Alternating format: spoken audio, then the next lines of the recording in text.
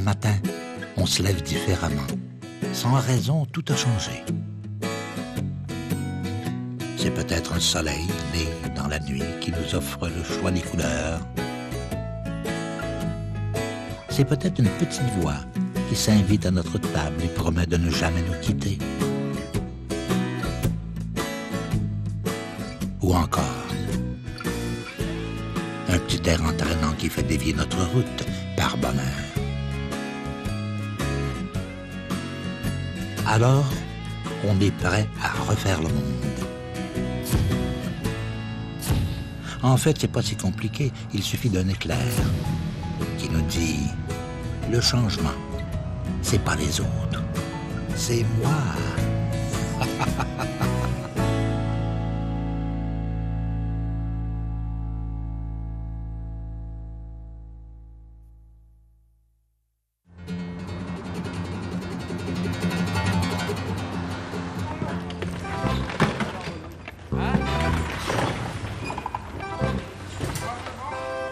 Lors du dernier épisode, les citadins ont troqué la vieille brique de leur maison contre une brique mieux adaptée aux conditions extérieures. Ils ont aussi coulé le béton des fondations. D'autre part, Alejandro s'est foulé la cheville sur le chantier et se déplace désormais avec des béquilles. Aujourd'hui, les citadins préparent un plancher original et Vincent teste le vélo qu'il a imaginé et fabriqué avec des pièces récupérées.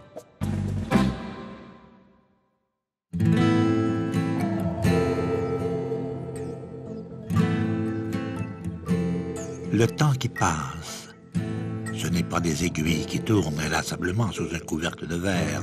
Ce ne sont pas non plus des cristaux liquides qui dessinent mystérieusement des chiffres sur un fond gris.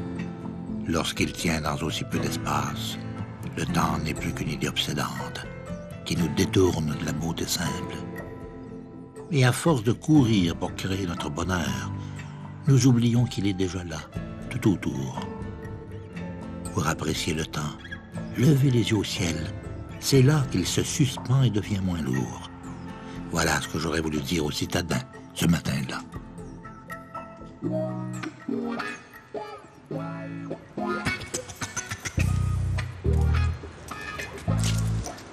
C'est cool ça.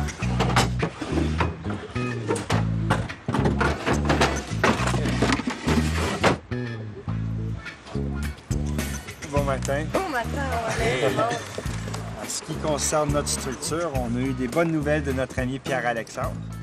On va y aller avec notre système de poitrail conçu là, pour le rez-de-chaussée, avec notre lampadaire, nos câbles en tension qui vont venir renforcer notre poutre principale. Ça va nous permettre d'avoir un grand espace ouvert. Poteau lampadaire, il faut. Vincent, j'aimerais ça que tu sois en charge de choisir, de sélectionner notre lampadaire. Eh ben, Moi j'ai une série de photos de ça, on peut déjà en parler un petit peu ensemble. Oui. Et le jour où on choisira ça, il faudra en même temps prendre les plaques de ville parce que c'est au même endroit et donc on va faire le même voyage. Les panneaux de ville là qu'on va prendre. Il nous les livre même. Oui, mais il faut les faut faire au la moins lui dire sélection. la surface qu'on veut. Oui. Parce que ça on ne pourra pas faire de sélection pour les panneaux. Mais pour les photos, on peut faire une sélection. sur les lampadaires, il faudrait juste voir ceux qui sont en acier, ceux qui sont en fonte pour... Ils vont on voit bien sur place. En fond, il n'y avait quasiment que de l'acier. Ceux en fonte ne sont pas disponibles parce que c'est du patrimoine qui conserve en stock pour remplacer des lampadaires existants qui pourraient se Ceux-là, briser. tu veux dire, ceux qui sont Oui, rainurés. exactement. Ouais. Oui, pour revenir là sur les plaques de rue, Ouais. c'est quand même vraiment dommage si on voit plus que c'est des plaques de rue. Je sais, mais On va les voir. va les voir par la forme, Si on l'utilise à par la forme, l'intérieur. par leur dimension, par les hexagonales, les octogonales, les arrêts, on va les circulaires. Ouais, parce que là, c'est même de sûr dos, ça qu'on se va les reconnaît, tu vois reconnaître. ce que c'est. On va les Et reconnaître. on peut l'utiliser à l'intérieur, à l'endroit. Ça, on a le droit aussi. Mais à l'extérieur, Si on prend juste des flèches, par exemple, les flèches de sens interdit, on peut même pas les Non. utiliser Non. là. Si on les met vers le non, haut... non. Nicht. Bon. Les plaques de voiture, elles font 12 pieds par 6 pieds. Non, 12 Oh là là. Je me suis concentrée. Ça serait parfait pour nos plafonds. Il faut une très grosse voiture. pieds emboutis. Ah, on peut plus, je me suis pris une petite note pour pas me tromper. Mais vous avez des sacrément J'ai grosses marqué voitures. pire, les voitures américaines. Et donc, il faut qu'on se calcule une surface pour ça. Il faut qu'on décide si on veut ça, pourquoi on le veut, Oui. et quelle surface on veut. Toi, tu voulais parler d'extérieur tout à l'heure avec ça. Mais moi, j'aimerais ça, vu que c'est vrai que Vincent a raison, que c'est un peu dommage que les panneaux de rue n'aient pas de surface emboutie. Peut-être qu'on pourrait mixer ça avec les plaques de voiture. Embossé. Moi, je trouve ça Ouais. vraiment cool. Embouti, embossé. Qu'est-ce qui est marqué déjà sur les plaques? Je me souviens. Ce qui se passe avec ça, c'est que là où on peut les avoir, elles sont sur les voitures. Il va falloir qu'on aille nous-mêmes dévisser. On s'arme. Mais ça va nous prendre un peu de temps, donc il faut à mon avis qu'on décide bien à l'avance de combien on en veut. Parce que ça va être relativement long à faire. Cette semaine, on décoffre. Oui. Puis après, il faut vraiment commencer la structure. On va redresser, mise à niveau légère. On installe notre mur porteur à l'avant, mur porteur à l'arrière. Dès que c'est posé, on peut commencer à monter le plancher. Ça prend une équipe à l'extérieur pour refaire le carré de bois. Tout ça se fait simultanément. La structure, on va l'asseoir. Puis ça va nous prendre super rapidement ces poteaux-là de structure pour aller vraiment mettre le truc. Avant d'ôter le mur en haut, il faut faire la structure de la toiture. Fait qu'il y a déjà aussi quelqu'un, on peut commencer tout de suite à faire la structure, les pièces pour la structure de toiture, toutes les fermes. Oui. Il nous reste 12 000 et quelques. Ok. 12 000? Ouais, je vais vérifier ça, mais c'est à peu près ça, je crois. Béton inclus. Non, pas encore payé. Ni béton, ni nouveau bois, je vérifie. Ouais, 12 378. Sans le béton, sans le nouveau bois qui est arrivé. Et l'essence, il nous reste un truc comme 50 litres, un peu moins. Quand il n'y en a plus, on fait quoi? L'essence Ouais. Puis ça descend pousse au notre Vincent. budget matériaux ou... On puise dans notre réserve stratégique. Non, mais je suis en train de... C'est quoi, là? Réserve stratégique. C'est les connaissances, C'est un les fonds- avis, c'est un fonds sont pas les fédéral. mêmes. Fonds fédéral. Ce jour-là, les citadins me semblaient particulièrement en forme. On aurait dit qu'ils avaient le vent dans les voiles. On pouvait véritablement sentir l'effervescence qui les habitait. Ils étaient à l'aube de libérer leur créativité. Mais pour ma part, j'anticipais tout ce qu'il leur restait à faire et j'avais le vertige.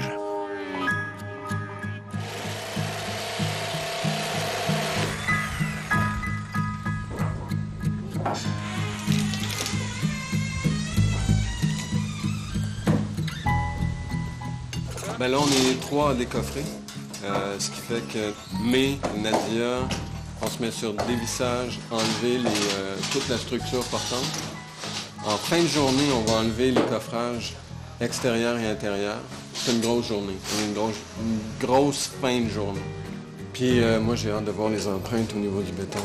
C'est vraiment la partie la plus drôle.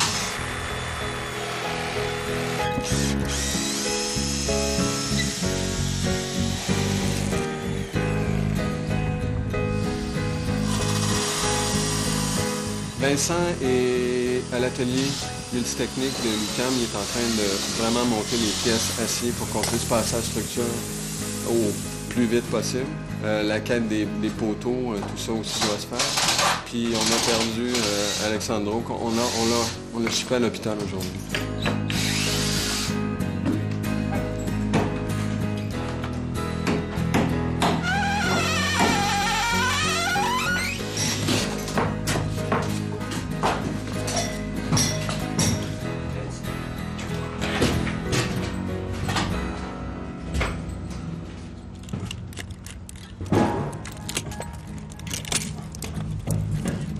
Je pourrais juste mettre un petit plywood ici. Le béton est trop fragile. C'est pas trop tôt, là? Comme ça. Ben, faut l'enlever. Hein.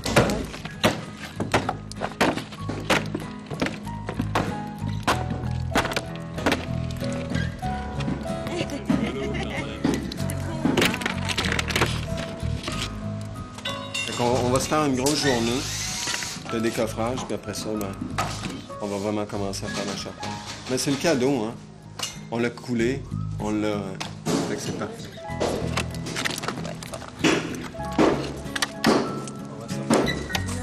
Ça, viens voir! Alors, si tu nous as fait des traces de pneus sur le... Une sorte de serpent géant, un anaconda. Lui dans le mur. Ouais, ça fait des mues de pneus. Il mue au fur et à mesure. C'est de la mue urbaine. La mue urbaine.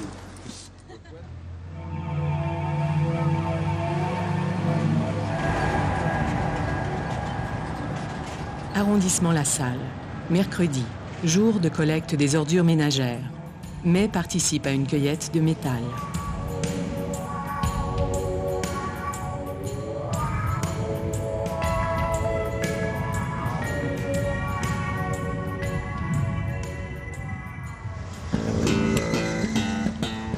Les vidanges, ils les ont même pas ramassés. Ils sont faits, ils ont laissé là pour nous autres. Robert de Repentigny, récupérateur de métal.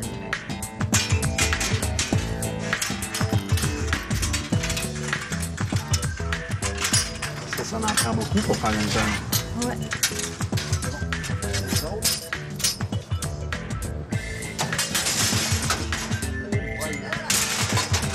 Le suivant.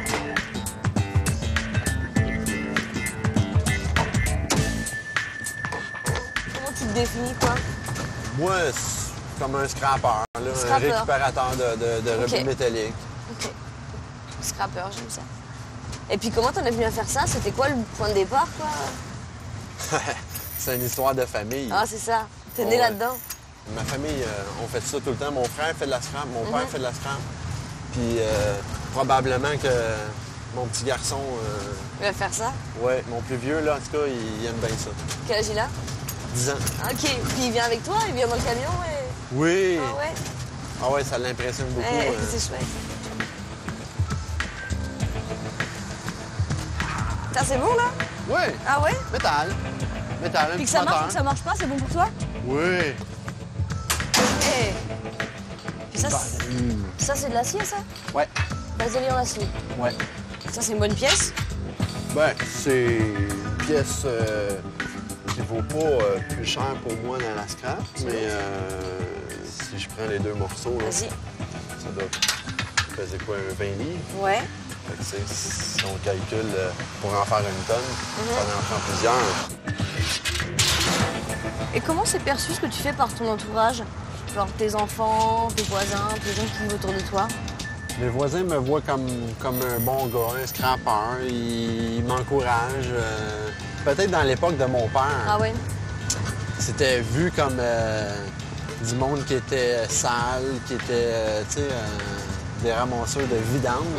Mais maintenant, avec le recyclage, je me suis jamais senti mis à part de la société par rapport à ce que je faisais dans la vie, là.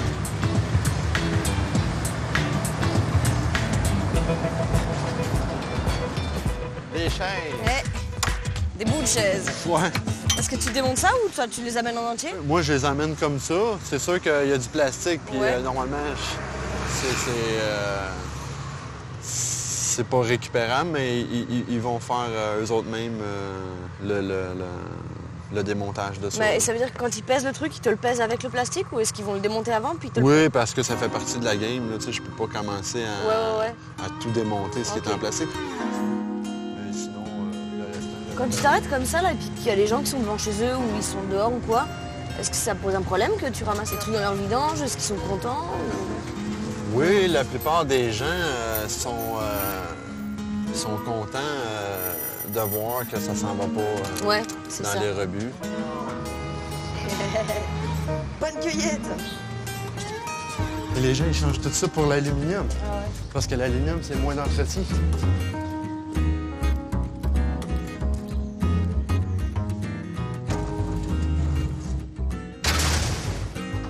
C'est gentil, hein?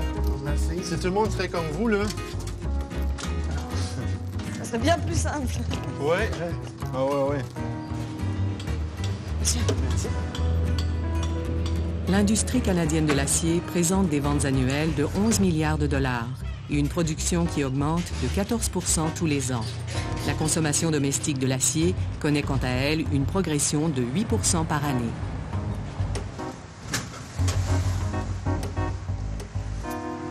On arrive à la cour à scrap. Ah, ok, c'est ici. Ah ouais. Voilà. là, est-ce que tu décharges ton stock ou tu pèses directement le tout dans le camion, quoi? On pèse le camion d'abord, puis après ça, on va déloader, puis on vient peser le camion. Ah, génial!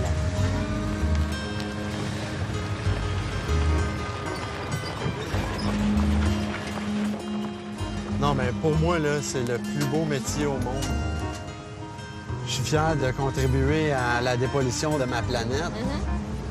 Je suis fier dans le sens que j'inculque ça à mes enfants. En général, pour moi, c'est vraiment un travail comme les autres. C'est juste que moi, au moins, j'ai la chance de faire du recyclage. Tu sais. Puis le recyclage, mais c'est l'avenir. Les fluctuations du prix des métaux dépendent de la demande pour les produits finis, du taux de change et des exportations, surtout vers l'Asie. Le cours des métaux est essentiellement fixé par le London Metal Exchange, un organisme qui fait fluctuer les valeurs selon l'offre et la demande mondiale. Ah ouais? Oui, regardez la facture, par exemple. Ah, mais ça, c'est un très bon partage. Oui, Tu prends la facture, puis moi, je prends l'argent. C'est ça. Et ça me va bien. Je te remercie, hein, ouais. Parfait. Très bien comme ça. Ça me fait plaisir. Tout comme au fur et à mesure de la journée, lui m'a expliqué ce qu'il faisait. Moi, en parallèle, je lui ai raconté notre projet. Puis je pense je sais pas, il a aimé ce projet-là et trouvé ça que c'était pas mal intéressant. Et au final, il nous a donné tout son butin. C'était vraiment adorable, quoi. C'était pas du tout prévu. Donc j'ai rajouté 75 $ au budget. Et ça fait vraiment pas de mal, là. Je pense que c'est une bouffée d'oxygène.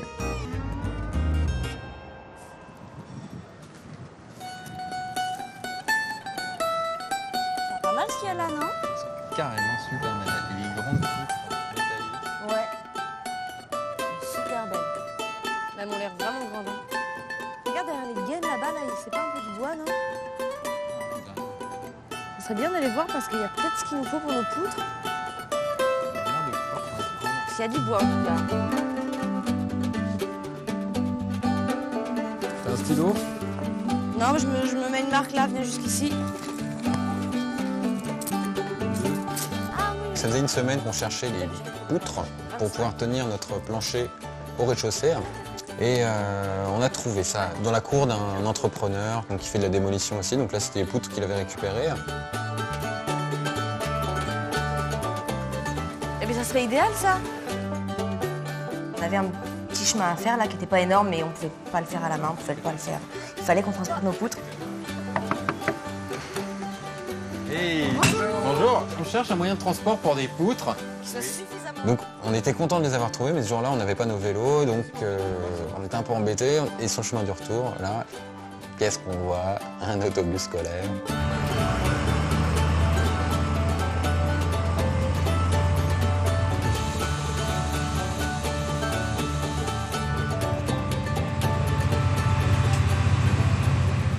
Et ça, c'était une chouette aventure parce que moi, personnellement, j'étais jamais montée dans un bus comme ça. J'avais vu ça qu'à la télé, là. Puis là, j'étais dedans. Puis en plus, ça nous a été bien utile. On a ramené nos poutres. Elles sont rentrées dedans limite, mais elles sont rentrées dedans. Et ça y est, elles sont arrivées à la maison. Donc ça, c'est une bonne chose de faite.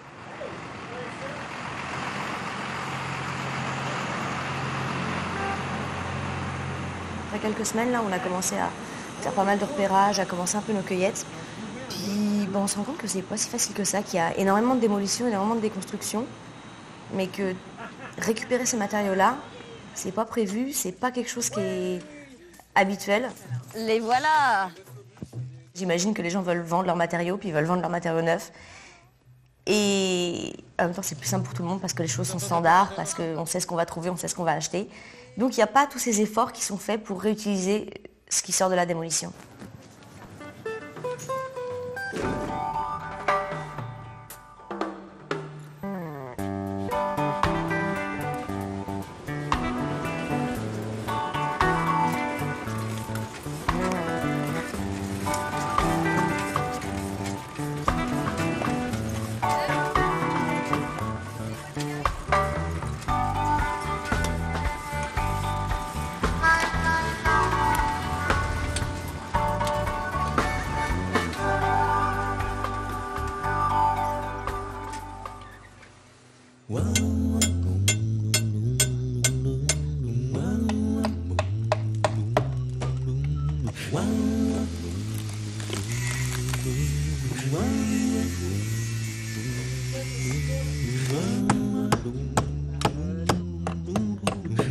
Nous, ce qui nous reste vraiment à faire d'une manière simple, c'est de ramener le mur qui tombe sur la ruelle. On va essayer de rentrer le mur et de sortir la partie du bas de mur qui est rentrée vers l'intérieur, ramener ça à sa place. Mais pour ça, pour pouvoir faire ce travail-là, il faut venir appuyer notre carré de bois. Et à partir de là, on va pouvoir travailler la façade ouest.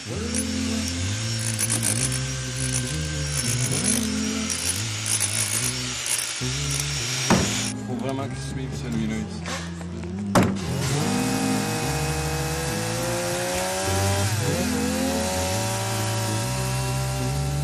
Mais t'es trop fort. Mais je sais.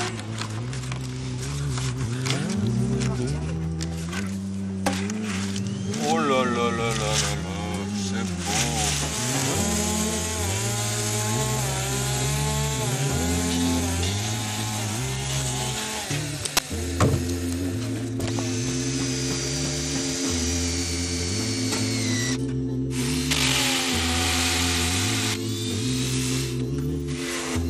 Allez, mais...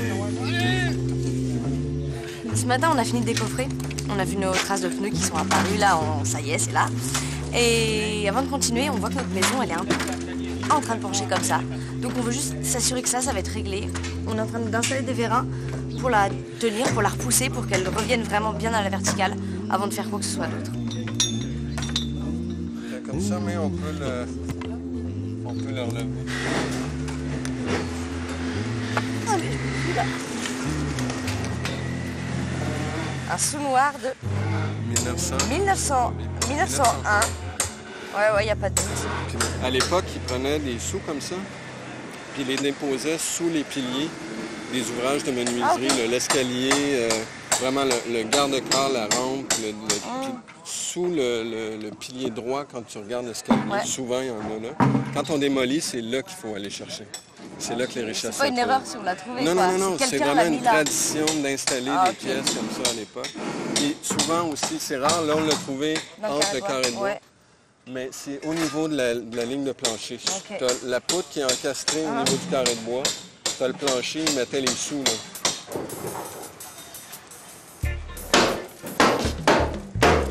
Oh! Petit coup de soleil, hein?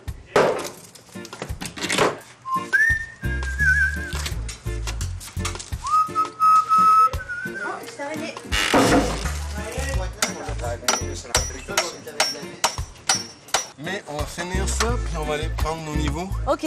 En haut, juste les quatre coins, puis les centres, comme ça. OK. Moi, je suis 5 cm en dessous, là. Bon, ben c'est là le 5 cm en dessous. Bon, on a 1 pouce plus bas de ce côté-ci. OK. On a 2 pouces et 7/8 à l'arrière. Le centre a descendu de 4 pouces. Puis on avait 3 pouces et demi en bas, c'est ça. Ça marche. Une fois qu'on a notre carré de bois installé, que nos murs sont remis le plus droit possible, c'est sûr qu'on n'ira jamais chercher c'est pas une construction neuve, là, on fait avec ce qu'on a. Dès que ça c'est fait, nous, on commence à monter à l'intérieur toute la charpente porteuse. Après ça, j'avais placé la structure et à partir d'ici, j'ai fait 24 cm vers les extrémités.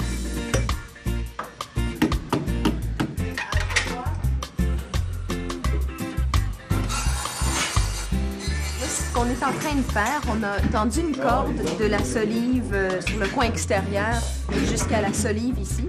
Et on est en train de vérifier la distance entre la corde et le sous-plancher de l'étage. Alors, on est en train d'enlever quelques vérins qu'on n'a plus besoin au centre de la pièce et de les poser contre la nouvelle fondation qu'on vient de couler.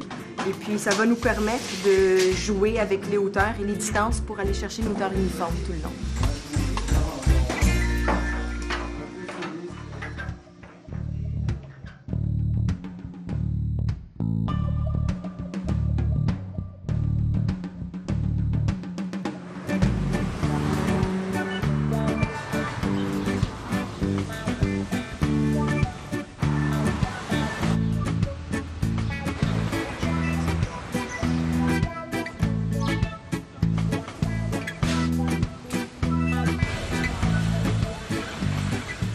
quelle est donc cette étrange habitude propre au Québec?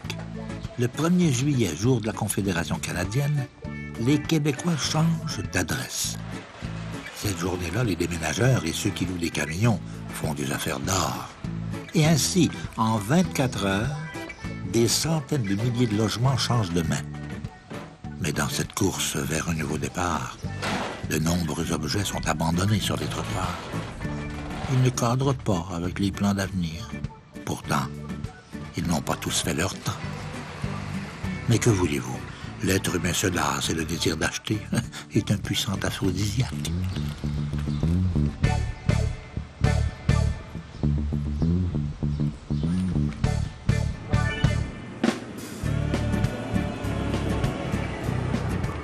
Chaque année, on estime à 150 000 tonnes le poids des déchets encombrants laissés en bordure des rues à Montréal. Il faut ajouter à ce chiffre 630 000 tonnes d'ordures jetées dans les sacs de poubelles.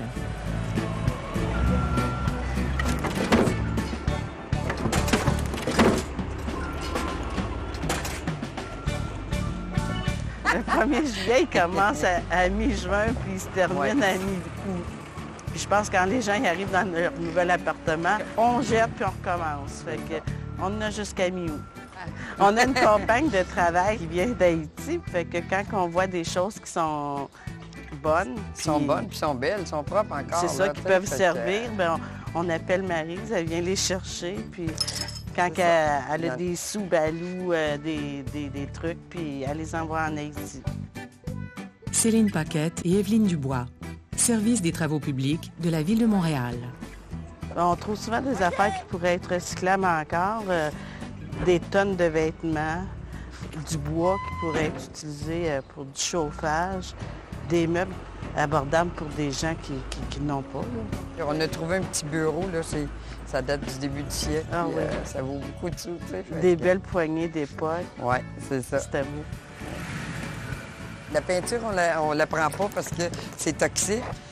Puis ça va dans un autre département. Fait que si on le met avec ça, ben c'est pas bon. Puis on le met dans le camion, puis ça coule partout dans les rues. Fait que on essaye de l'éliminer. Il y a une autre camionnette qui va venir les chercher pour l'amener dans un autre bac.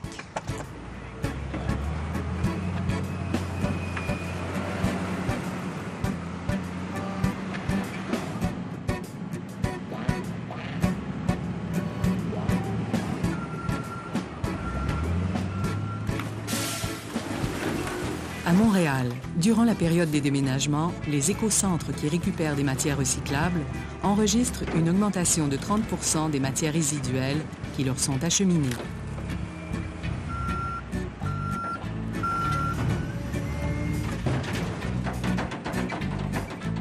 C'est toujours à recommencer. Là, aujourd'hui, ici, il y en a beaucoup. On va revenir lundi, il va en avoir autant.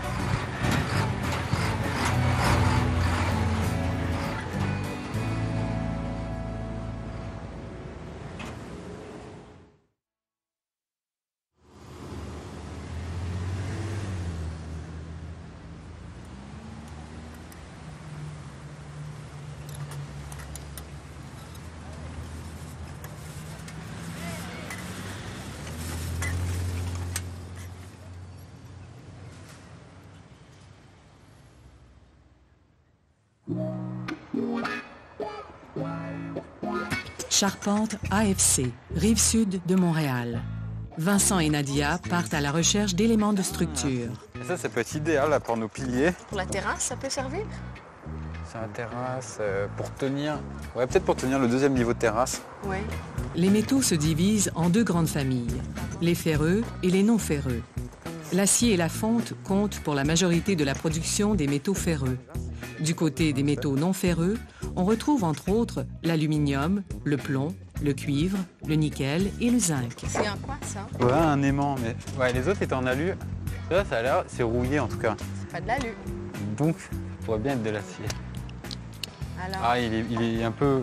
Il a reçu des coups, là. Il est fléchi un peu. Et hey! Ça... Tu peux nous faire des surfaces de plancher, là?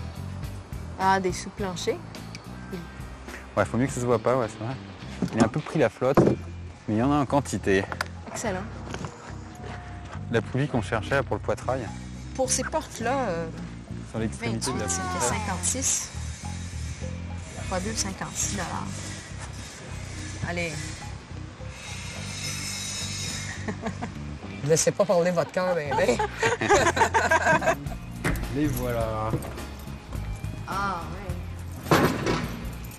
Au Québec, en 2002, on estimait à environ 1,9 million de tonnes métriques les résidus métalliques générés. Les métaux ferreux, tels l'acier, constituaient 90% de ce total. On est tronçonné par Ouais. là. Tu vois, il y en a un ici qui est en bon état.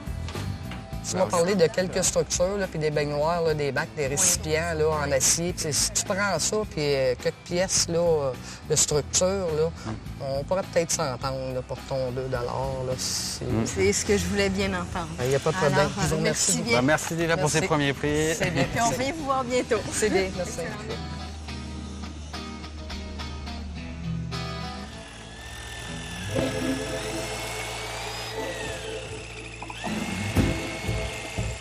Là, on est en train d'installer la solive de rive contre le béton qu'on a coulé pour pouvoir ensuite, on la met de niveau et on va installer toutes les solives, la poutre centrale et tout pour la structure de plancher. Là, on est en train d'essayer de sortir de notre cave, là, de sortir de la terre. On essaie de placer notre poutre, placer nos solives, placer notre sous-plancher. Ça, c'est une étape super importante parce qu'on va enfin retrouver le niveau de la rue. Puis on va arrêter de descendre dans la maison, on va juste rentrer dans la maison. Du ciment! Pour notre plancher, on allait au départ utiliser tout notre contreplaqué qui a été utilisé comme coffrage pour le béton. Mais le problème avec ça, c'est que le plywood, c'est relativement fin. Et si on fait ça, il faut mettre les solives plus rapprochées. Donc, plus de solives, donc acheter plus de bois, plus de quincaillerie. Ok, le plywood, on l'aurait déjà, mais ça veut dire plus de solives. Alors, ça, c'est le débat. Ces morceaux-là, c'est des 2 par 10 qui servaient de madrier pour des échafaudages. Et c'est des matériaux qu'on a pu récupérer pour les utiliser comme solives et entremises.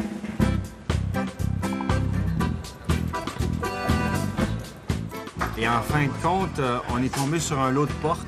C'est des portes pleines en K3. K3, c'est ce qu'on appelle c'est de la fibre de bois pressé, bourré de colle, mais bon, ça, c'est une autre discussion. On a trouvé un lot de ces portes pleines-là, faisant à peu près 30 pouces par 79 pouces de haut. Alors, on a décidé de faire tout notre sous-plancher avec ça. Niveau prix, je pense que c'est très bien. Sauf qu'au niveau, il y en a qui ont gonflé plus que d'autres. Alors, il va falloir, dépendamment du revêtement qu'on met au plancher, je pense qu'il va falloir venir jouer un peu avec ça. La structure a bouffé énormément de temps. On pensait au début prendre 2 semaines là-dessus, là, intensif sur la structure, mais ça s'est étiré un peu plus longtemps. C'est sûr, il y avait beaucoup de stock à sortir, puis c'était un peu plus complexe qu'on l'avait imaginé. D'ailleurs, on a été bien épaulés, bien guidés dans ces démarches-là.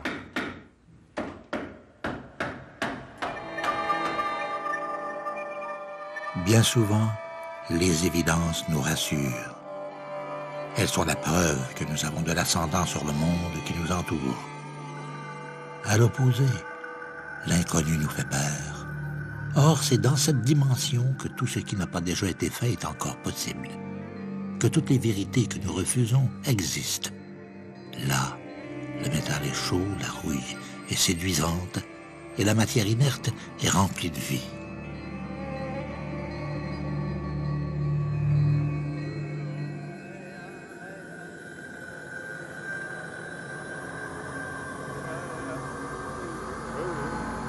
Village de Lisieux, Bretagne, à environ 5250 km de Montréal. Population, 763 habitants.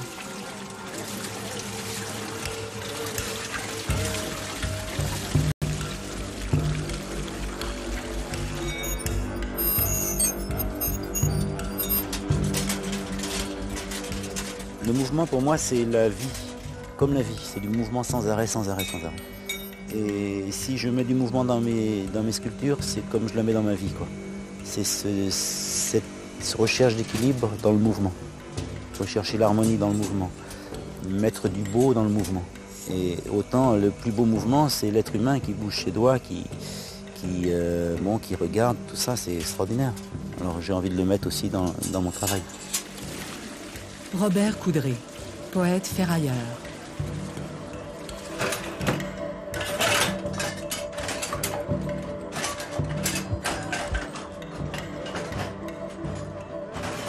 Mes connaissances techniques, ils sont nés quand j'étais tout petit en cassant mes jouets. Et donc j'essayais de comprendre comment ça marchait. Le problème, c'est que je ne savais pas les remonter. Donc c'est ma curiosité qui a fait que ces sculptures, petit à petit, j'ai eu envie de mettre du mouvement. Au lieu de voir une sculpture figée, je ne peux pas m'empêcher de faire du mouvement. Donc au début, j'ai mis des manivelles. Et puis j'ai eu envie de comprendre les mécaniques, comprendre où je pouvais aller plus loin. Quand je me promène sur ma terre bretonne, intact est le ruisseau de mon enfance, heureux les oiseaux, heureux le vent et la tempête, heureux que je suis d'être libre. Et là j'entends, je ressens l'harmonie bafouée. La récupération au départ, c'était d'abord économique. J'allais à la décharge, ici en pleine campagne, les gens y jetaient tout là-dedans, et moi j'avais du plaisir à aller me promener là-dedans. Je cherchais des objets, des bouts de machin, et c'est comme ça que un jour j'ai eu envie de les assembler, les souder. C'est là. Et un jour j'ai dit je vais faire une maison avec ça. Alors récupérant des matériaux, des objets, je me suis dit autant récupérer le soleil, la lumière pour faire marcher tout ça, quoi, et le vent. Donc ça a été, quand j'ai un rêve, moi qui mûrit, qui reste là pendant 1 an, 2 ans, 5 ans, un jour, ce rêve, il faut que je le fasse. Eh bien j'ai fait cette maison qui met en valeur les énergies renouvelables, enfin quelques-unes. Entre autres le vent, l'éolienne, le solaire thermique, le solaire photovoltaïque pour faire l'électricité, la récupération de l'eau de pluie et puis les matériaux. Robert Coudray a consacré plus de 15 000 heures de travail pour produire une 60aine de sculptures animées. En 1991, il les regroupe dans le musée du poète ferrailleur, dont il est le guide. Du même coup, il ouvre au public les portes de son art et de sa philosophie. Alors ici, vous êtes dans l'univers du poète ferrailleur. C'est un grand mot, hein. On m'a appelé poète ferrailleur parce que j'ai l'art de me compliquer la vie avec des choses simples. Aujourd'hui, effectivement, des gens viennent pour voir ce lieu. Et là, j'ai mis des sculptures depuis 15 ans. Et je les ai rassemblées dans ce lieu parce que je ne voulais pas les vendre. Hein. Et je me suis dit qu'un jour, au lieu de les faire profiter à 1 personne, à 2 personnes, dans un appartement, j'avais envie de les rassembler et que ça serve à plein de gens. Et effectivement, cette vision intérieure ou cette intuition était bonne, quoi. Aujourd'hui, il y a 15 000 personnes qui viennent par an. C'est à la fois un chemin personnel, spirituel et un chemin humain, quoi. C'est clairement ça pour moi. En avançant, en tenant, en continuant, en persévérant, en y croyant, c'est un chemin initiatique. Et je le fais dans le sens, forcément je le fais parce que j'ai quelque chose à dire. La machine système, dressée par les dollars et les intérêts, mangeuse de nos destins, d'humains broyés, engrenés, économie perfide, créatrice de riches, de pauvres, stérilisant les terres vivrières, brûlant les restes d'énergie millénaire, voleuse des valeurs, des partages et des fêtes, machine généreuse en gadgets et en plaisir pour ceux qui sont de son côté.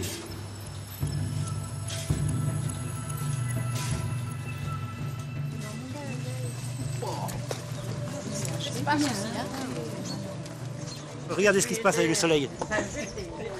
Je vais capter avec le miroir, c'est une parabole, et je vais concentrer. Alors c'est pas énorme, hein, regardez la petite surface là. Et regarde ce qui se passe déjà.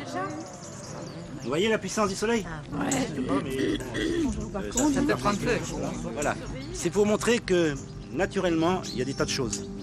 Hein, et qu'on nous a mis dans la tête qu'il fallait de la technologie alors qu'il faut du bon sens. Et que des millénaires de pétrole, on a été puisé en 2-3 générations tout ce que des milliards d'années nous ont produit et qu'on ne va rien laisser ou très peu à nos enfants. Que de la pollution et que le bon sens, le minimum de sagesse dit mais attention là, il y a un petit problème là. Voilà, je ne vais pas vous en dire plus parce que je vais vous casser les oreilles. Non, c'est très intéressant. Je ne suis pas un enseignant, mais d'éveiller, de donner envie aux gens, ça me plaît bien et l'écologie me passionne. Et une autre passion, c'est donner envie aux gens de vivre leur passion eux-mêmes, leur talent, leur aspiration, leur profondeur. Et de le vivre, quoi, quel que soit leur âge. Et ça, c'est peut-être ça qui est le plus essentiel pour moi.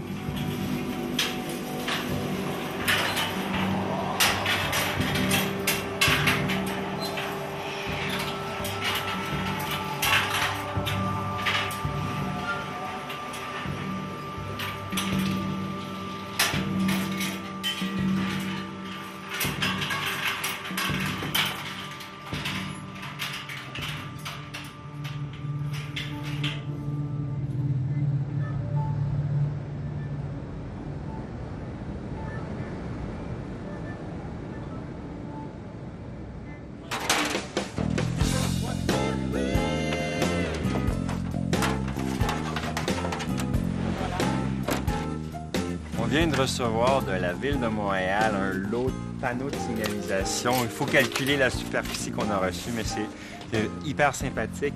C'est une idée qu'on a caressée depuis le début. C'est un matériau qu'on va utiliser sur la surface de ruelle ouest. On va l'utiliser en contraste avec la brique qui sera faite là, en petite surface.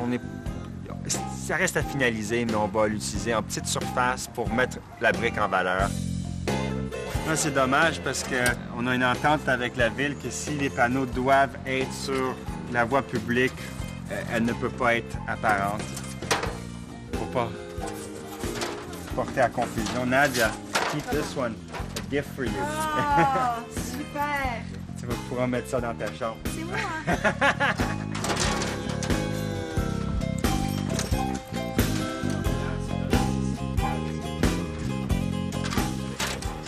Et tous ceux qui ont des trous au milieu, là, comment on va faire pour les jointer? Il faut favoriser ceux qui ont des trous juste aux extrémités. Plus les trous sont centraux, plus on perd de surface, plus il faut chevaucher. À moins qu'on puisse trouver un moyen d'éboucher d'une façon étanche. Ça se soude pas, hein? Sais-tu? Est-ce qu'on peut pas vraiment... Ouais, souder, mais c'est trop... Enfin, c'est vachement compliqué. Et ça va être une méchante belle patine, hein? C'est vraiment dommage de ne pas pouvoir se servir du graphisme, quand même. Non, mais ça, on peut faire ça dans la cour. Parce que c'est pas sur voie publique.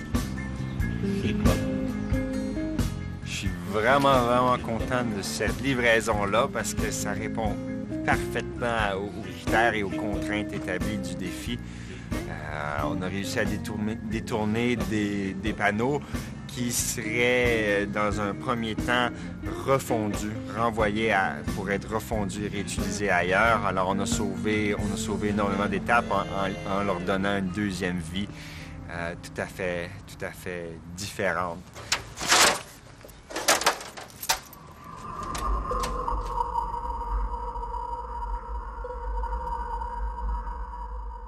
C'est une étrange vision, mais tout ce que nous touchons a une existence.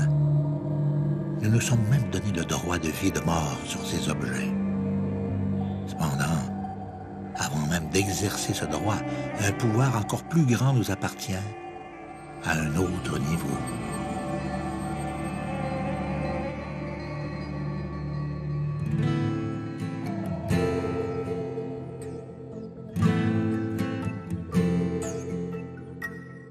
On accuse souvent les industries d'être des gros pollueurs, mais aucune industrie ne pollue si on n'achète pas ses produits. Claude Villeneuve, biologiste, directeur de la chaire en éco-conseil de l'Université du Québec à Chicoutimi et auteur d'essais sur l'environnement.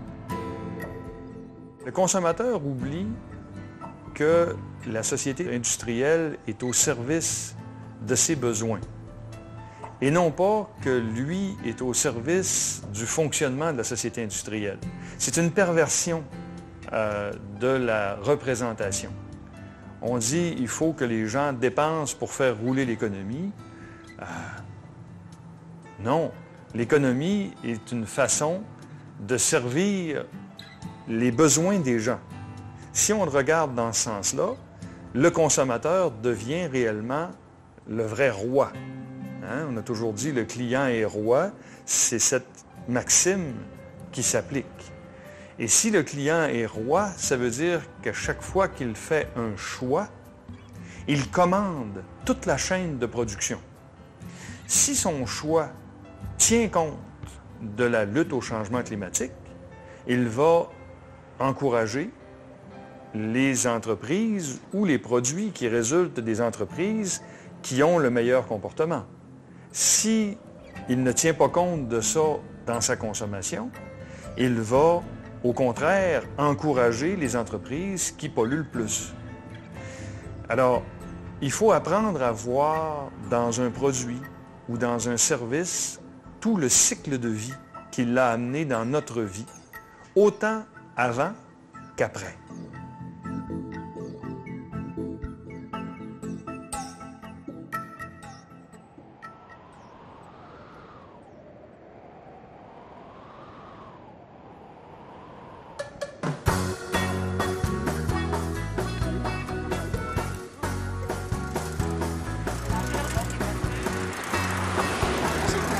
Ce matin, on a essayé pour la première fois le triporteur à rallonge. Un premier essai plutôt concluant. Là, on n'avait pas chargé au maximum, mais déjà avec un peu de stock qu'on avait sur place, sanglé, on s'est rendu compte qu'on pouvait vraiment s'en servir. Bah, ça fait plaisir quand ça fonctionne, quoi. C'est sûr que ça fait vraiment plaisir d'avoir l'impression de dire mais tout est possible, il y a de la matière plein les rues, il suffit d'aller prendre un café, faire des croquis pendant une demi-heure et puis avoir accès à un atelier. C'est la plus grosse contrainte.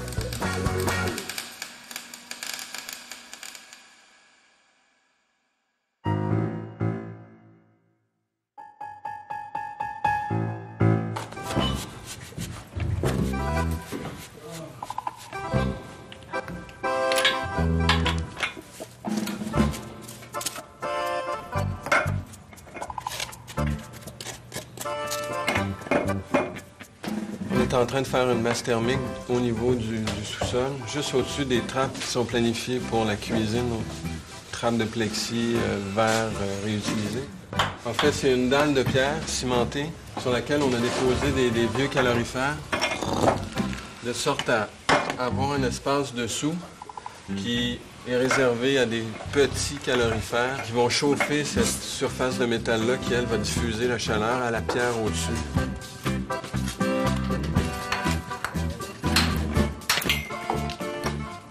On récupère toute la pierre des fondations qu'on a sorties pour le béton. C'est parfait pour le truc. C'est juste la bonne hauteur. On a été chanceux de ce côté-là. Puis c'est vraiment l'élément thermique de la maison qui va fonctionner sur le réseau électrique de la maison.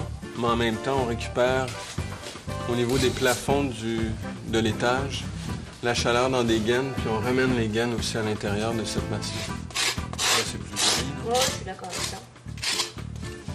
La seule chose qui nous bloque à l'heure actuelle, c'est finir ça le plus vite possible. On s'est amené les solives jusqu'ici. Les portes sont en train de se faire couper à l'extérieur pour faire le sous-plancher.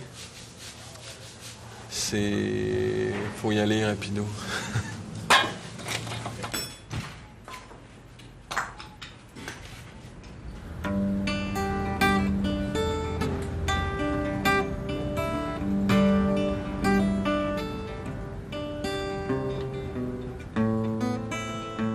Ce qui est gênant là, c'est que on est rendu à modifier toute notre structure et puis la structure, c'est pas un truc, moi je connais pas ça, puis il n'y a pas grand monde qui connaît ça dans l'équipe qu'on est, et on est obligé de faire appel à des gens. Alors on n'a pas le choix parce que c'est super important, puis moi je veux pas que la maison me tombe dessus demain quand je vais faire des choses là, donc on n'a pas le choix de faire autrement.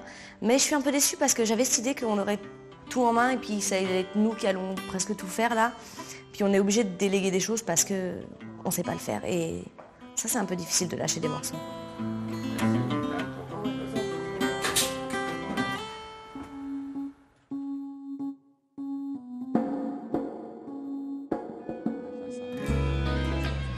Lors du prochain épisode, les citadins reçoivent le verdict de l'architecte de la ville de Montréal. Alejandro, il est complètement tendu par cette affaire-là. Je sais pas, il a pris comme la responsabilité de cette affaire-là. Puis, j'espère pour lui que ça va bien se passer parce que je sais pas comment on va le récupérer après sinon. Ils cherchent des portes et fenêtres qui cadrent avec leur budget. On a combien de budget? Je crois qu'on va négocier là. Et la contrainte d'essence leur joue des tours. On a mesuré la largeur? Pas du tout. Bah ça passe pas. D'ici là, l'expérience se poursuit sur le web.